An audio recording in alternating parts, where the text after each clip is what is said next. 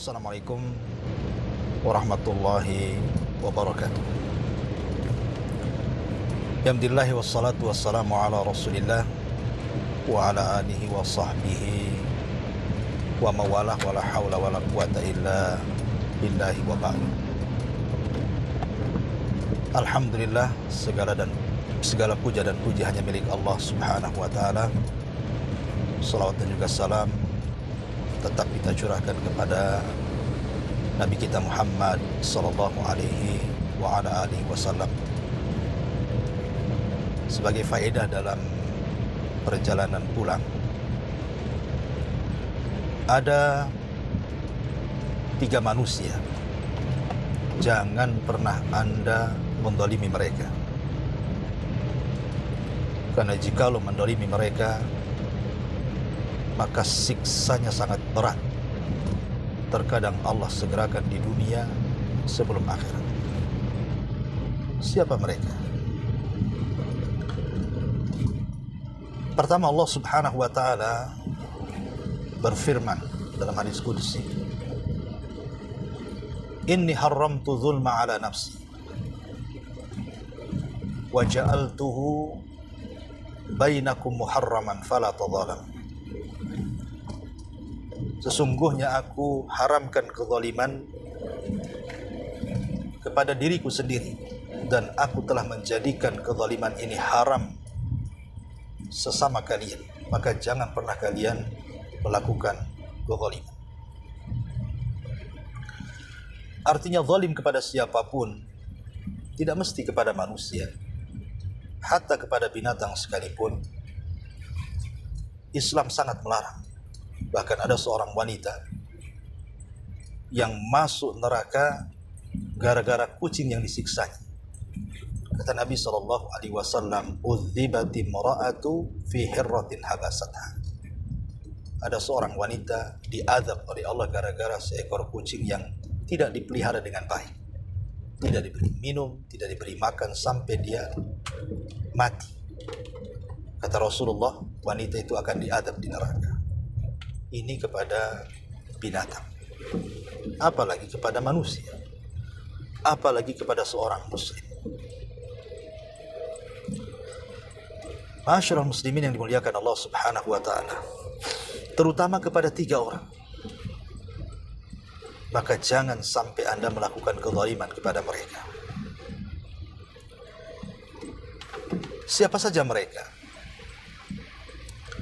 Pertama, jangan pernah melakukan kezaliman kepada aulia Allah, wali-wali Allah subhanahu wa ta'ala.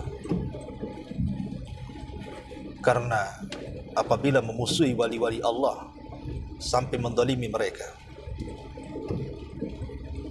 maka itu sama dengan mengumandangkan perang melawan Allah subhanahu wa ta'ala, dan pasti dia akan menang.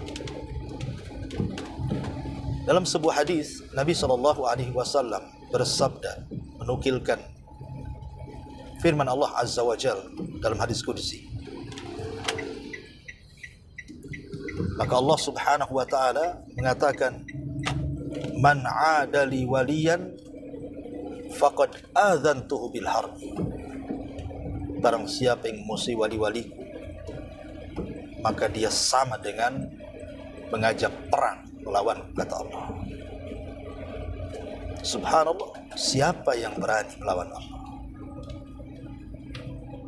Semua alam semesta ini tentaranya. Gunung tentara Allah, sewaktu-waktu bisa meledak. Lautan tentara Allah, sewaktu-waktu bisa diluapkan. Bahkan bumi sendiri tentara Allah, sewaktu-waktu bisa dibencanakan, digempakan, dibelahkan. Semua binatang tentara Allah, betapa banyak kaum-kaum yang dibinasakan dengan dikirim binatang-binatang. Ababil menghancurkan Abraha. Tikus sebesar kucing menghancurkan kaum Saba.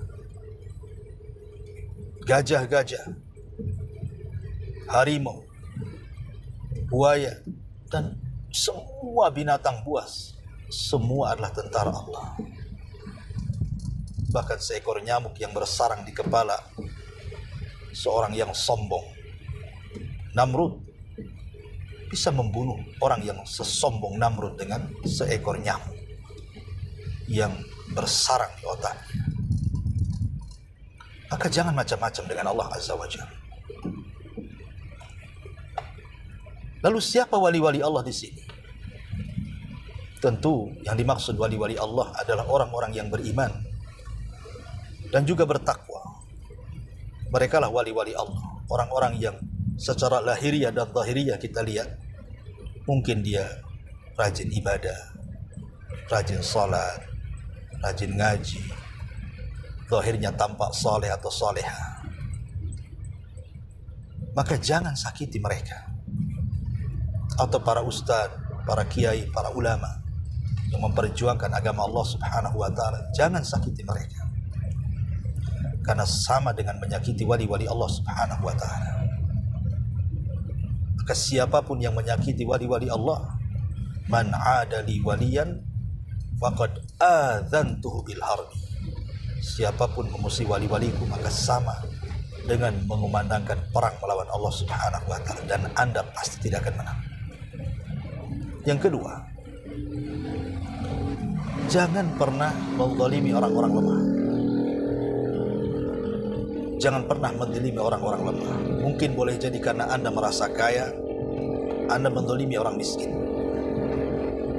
Merasa Anda pejabat, Anda menzalimi rakyat yang tidak berdaya. Merasa Anda mungkin orang yang memiliki kekuatan, menzalimi sembarang orang. Menzalimi anak-anak yatim. Lihat Allah Subhanahu wa taala mengatakan, alladzina ya'kuluna amwalal yatama zulman innama ya'kuluna fi butunihim nar. Siapapun yang memakan harta anak yatim, sama saja dia memakan api neraka dalam perutnya. Atau karena kekuatan Anda mengambil tanah orang lain, Anda menggusur tanah orang-orang lemah, mereka tidak berdaya. Maka ingat, Nabi SAW mengatakan, man akhada shibran minal ardi tuwiqallah, man akhada sibran minal ardi, barang siapa yang mengambil sejengkal saja dari tanah, tawaqallahu ala unukihi sab'ina aradi, maka kelak Allah akan kalungkan di leher-lehernya 7 lapis bumi sebanyak tanah yang Anda ambil. Maka jangan pernah menzalimi, merasa mereka orang lemah, bisa saja diambil haknya, diambil tanahnya. Mereka tidak bisa berdaya. Jangan pernah. Karena kalau seandainya orang-orang lemah ini sampai mengatakan, arini quwwataka ya Rabb, tunjukkan kekuatanmu ya Rabb kepadaku. Ingat, doa orang-orang yang dizalimi itu mustajab, dikabulkan oleh Allah Subhanahu wa taala. Kata Nabi SAW, ittaqi da'watal madlum fa innahu bainahu wa bainallahi hijab. Hati-hati doa orang-orang yang dizalimi, antara dia dengan Allah Subhanahu wa taala tidak ada penghalang. Makanya dahulu ada seorang yang bernama Yahya al-Burmuki, dimasukkan penjara oleh Harun ar-Rasyid dengan anaknya Khalid al-Burmuki. Anaknya ketika di penjara mengatakan kepada Yahya al-Burmuki, wahai abi, ba'dal izzah, setelah kita diberikan kehormatan, kemuliaan, manusia menghormati kita, sekarang kita berada di penjara, lemah, dihinakan manusia. Maka Yahya al-Burmuki mengingatkan kepada anaknya, boleh jadi ini doa orang-orang lemah saat kita berkuasa, kita zalim kepada mereka, kemudian mereka mengangkat kedua tangan, akhirnya doanya diijabah Allah. Sekaranglah lihat kondisi kita. Jangan pernah menzalimi, jangan pernah merasa kaya, menzalimi orang-orang miskin, orang-orang susah, diambil hak mereka tanpa ada hak yang benar. Ataupun seorang kepala perusahaan menzalimi karyawannya, mentang-mentang Anda yang memiliki perusahaan, Anda menzalimi karyawan Anda. Ingat, orang-orang lemah ini bahaya. Amma yujibul muttar idza da'a. Siapa lagi yang bisa mengabulkan doa-doa orang-orang yang susah kecuali Allah Subhanahu wa taala? Takutlah akan doa mereka. Ingat, Nabi SAW mengatakan, "Ma min dzambin ajjalallahu uqubatahu fid dunya qabla al-akhirah al-baghyu wa qati'atur rahim." Ada dosa yang disegerakan oleh Allah siksanya di dunia sebelum akhirat. Satu, kezaliman, dan dua, pemutus silaturahim. Kemudian yang terakhir, jangan pernah menzalimi kedua orang tua. Azab Anda kalau seandainya menzalimi kedua orang tua. Karena menzalimi kedua orang tua, azabnya bisa kes di dunia sebelum akhirat. Ingat kisah Jurayz. Kisah Jurayz ini tidak mendolimi secara kasar orang tuanya. Dia sedang sholat, tapi dia harus memilih panggilan Allah dengan panggilan orang tuanya. Tapi karena Jurayz ini mungkin pengetahuan kurang, dia mendahulukan sholat sunnah dibandingkan kewajiban berbuat baik kepada orang tua. Dia lebih memilih sholat dibandingkan memenuhi panggilan orang tua. Akhirnya apa? Orang tuanya berdoa agar jangan diwafatkan Jurayz sampai dipertemukan dengan wanita pelacur. Akhirnya dipertemukan, dan hampir saja dia dihancurkan. Lihat bagaimana Allah Subhanahu wa ta'ala memberikan hukuman kepada Jurayz di dunia sebelum akhirat. Dan betapa banyak kisah-kisah di negeri kita saja. Entah kisah itu benar atau salah, seperti kisah ma'ruf lah ya, kisah-kisah di negeri kita ada yang durhaka pada orang tuanya dikutuk dan begitu seterusnya gitu ya. Tapi kan menunjukkan bahwa kisah-kisah di Nusantara sendiri menunjukkan mendolimi orang tua ini luar biasa siksanya. Itu di dunia. Bagaimana di akhirat? Bagaimana kalau sampai menggabungkan dua perkara, memutus silaturahim dan melakukan kezaliman? Seandainya dia berbuat zalim saja, Allah segerakan tuh hukumannya di dunia. Apalagi plus dengan memutus silaturahim. Maka sempurnalah azab Allah akan turun kepada Anda. Maka tiga manusia ini tolong jaga. Walaupun secara umum kezaliman itu tidak boleh dilakukan kepada siapapun, tetapi khusus kepada tiga manusia ini, jangan berlebihan melakukan kezaliman, karena Anda akan merasakan akibatnya.